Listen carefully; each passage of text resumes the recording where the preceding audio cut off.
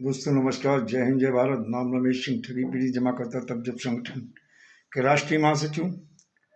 दोस्तों, आप लोगों के बीच में कुछ नई जानकारी के साथ मैं जो हिंदुस्तान में आज देखा जाए बजट 2019 यानी the binding of unregulated deposit scheme act 2019 की पूरे भारत में चर्चा हो रही है। और इसके तहत जो एक कानून सरकार ने, हमारी केंद्रीय सरकार यानी देखा जाए भारत सरकार ने इस कानून को बनाने के बाद इसकी सूचना जारी हुई। हिंदुस्तान में हर स्टेट में ये कानून पूरी तरह से लागू है, लेकिन जब अनुपालना सुनिश्चित की बात आती है तो जो हमारी राज्य की सरकारें हैं, चाहे वो भाजपा शासित प्रदेश हों, चाहे वो कांग्रेस शासित हो या अन्य दल बल छल के शासित प्रदेश हों, वहाँ भी इसकी अनुपालना अगर सुनिश्चित की बात आए तो अनुपालना सुनिश्चित अभी देखा जाए तो नहीं हो पा रही है। और यहाँ कहीं ना कहीं इस एक्ट में जो प्रावधान हम अक्सर बताते हैं, हमारे संगठन के माध्यम से भी बताया जाता है, हमारे राष्ट्रीय संयोजक मदन लाल आज़ाद जी भी बताते हैं, अन्य हमारे जो संगठन के पदाधिकारी हैं इस कानून को लेकर के जानकारी देते हैं।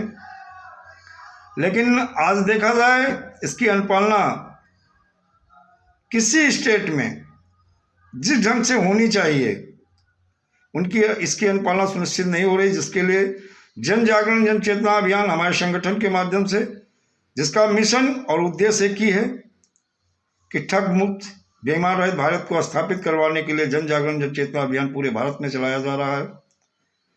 और आज देखा जाए जो हमारे 5 लाख पीड़ित जमाकर्ताओं ने आत्महत्या कर ली है, इसका जिम्मेदार कौन है ये सारे लोग अब जान रहे हैं। हमारी सरकारें हैं,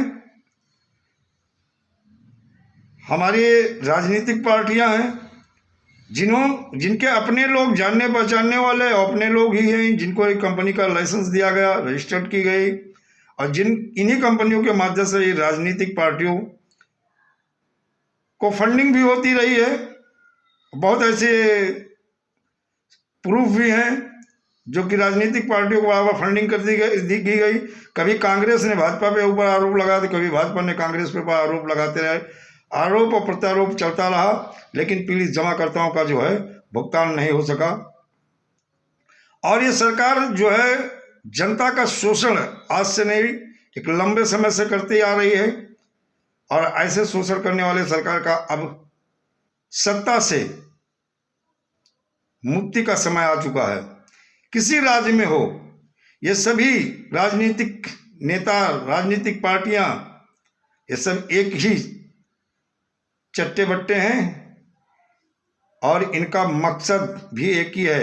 इनके अपने परिवार ऐसा आराम कर रहे हैं, इनके बच्चे अच्छे स्कूल में एजुकेशन ले रहे हैं, इनके बच्चे विदेश में पढ़ रहे हैं, इनके पास अकूत धन है, ये धन कुबेर हैं। लेकिन इन गरीब पीड़ितों का, जो हमारा गरीब है, अपने बच्चों की पढ़ाई के लिए, अपनी लड़कियों की शादी के लिए, अपने परिवार के पोषण के लिए, और या अपने जो उनके सपने थे उनको पूरा करने के लिए जो छोटी छोटी बचत इन कंपनियों के माध्यम से की थी, और वो पैसा आज हमारी गवर्नमेंट की अथॉरिटियों के पास है, सेबी के पास है, अन्य अथॉरिटी हैं, लोढ़ा कमेटी के पास है, और लिक्विडेटर के पास है। बहुत सारी ऐसी एजेंसी है जिनके पास इन कंपनियों का पैसा ऑलरेडी पहुंच चुका है और इनकी प्रॉपर्टी फ्रीज की गई। इनके अकाउंट में जो पैसा था जो फ्रीज किया आज हमारी गवर्नमेंट के पास है, उसका ब्याज खा रहे हैं सरकार की अथॉरिटी। सरकार और इनकी अथॉरिटी ये मिली जुली, आप समझ लीजिएगा कि इन पे भरोसा टूटता जा रहा है। हमारी न्यायालय भी उस ढंग से एक्शन नहीं ले रहे हैं जिस तरह से एक्शन लेना चाहिए।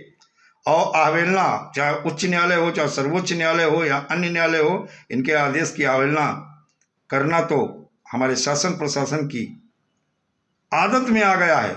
और हमारी न्यायालय कुछ नहीं कर पाती हैं, बेबस होकर के चुप बैठ जाती हैं। पीड़ित जमाकर्ताओं को अपने दर्द को, अपने एकता रूपी क्रोध से इन्हें दर्शाना भी होगा, और उसी दर्द को, जो दर्द इन्होंने दिया है, अब उसे इन्हें ट्रांसफर करने का टाइम भी आ गया। जबकि सिंपल सा काम करना है, छोटा सा काम करना है, साधारण तरीका है। आज देखा जाए जो लोग बड़ी बड़ी बातें बोलते हैं, कौन सा ऐसा पूरे भारत में ऐसा जनपद है या कौन सा ऐसा प्रदेश है जहां पे पूर्ण रूप से इन कानूनों की जो जनहित के लिए बने थे, जो समाज हित के लिए बने थे, जो राष्ट्र हित के लिए बने थे, उनका सही ढंग से पालन किया जा रहा है। केवल जनहित के नाम पर केवल मूर्ख बनाया जा रहा है पीड़ितों को। आज जो गरीब थे वो गरीब ही होते चले गए और जो अमीर थे वो और अमीर होते चले गए, धन कुबेर बनते चले गए, अथाह धन आ गया।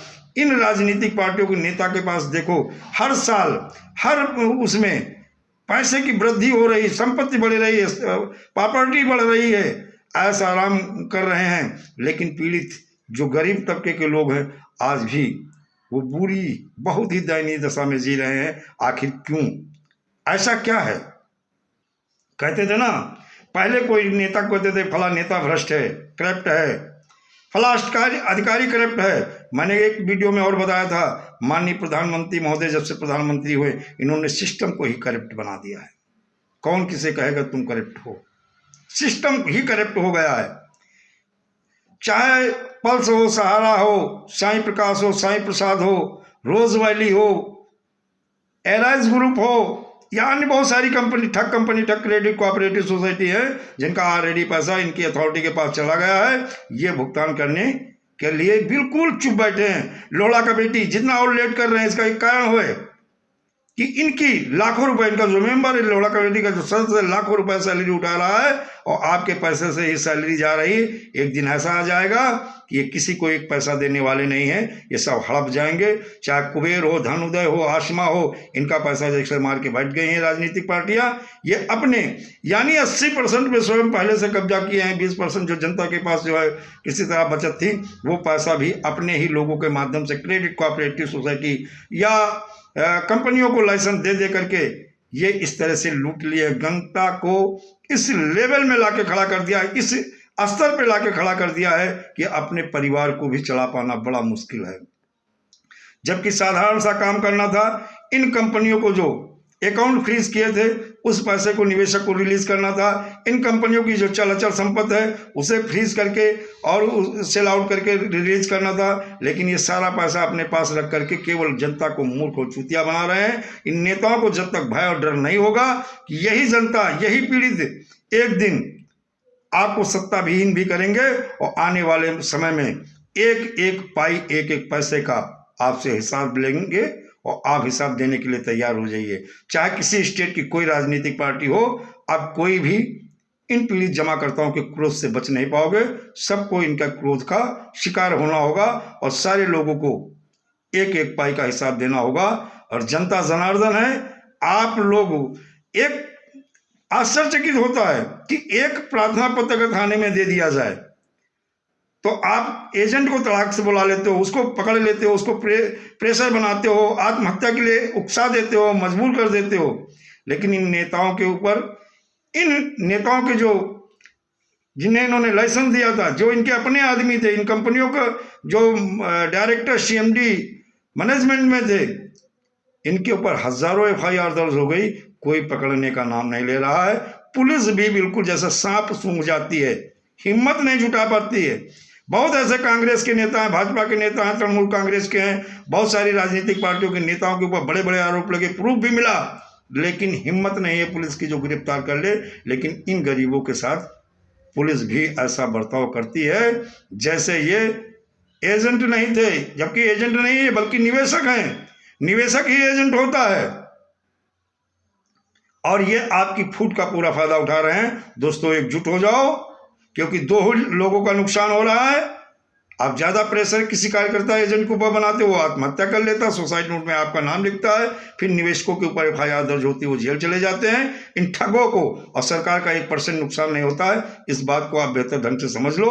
वो वक्त आ गया है, समय आ गया है ऐसी बेईमान मक्कार सरकारों को अब उखाड़ फेंकने का। दोस्तों जय हिंद, जय भारत। वीडियो अच्छा लगे तो लाइक करें, सब्सक्राइब करें। वंदे मातरम।